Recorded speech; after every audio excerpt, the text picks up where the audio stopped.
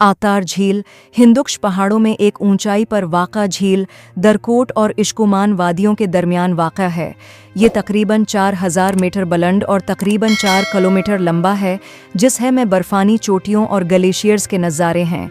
आप इत्र दर्रा के ऊपर से इश्कुमान से दरकोट या दरकोट से इश्कुमान तक झील तक पैदल सफ़र कर सकते हैं।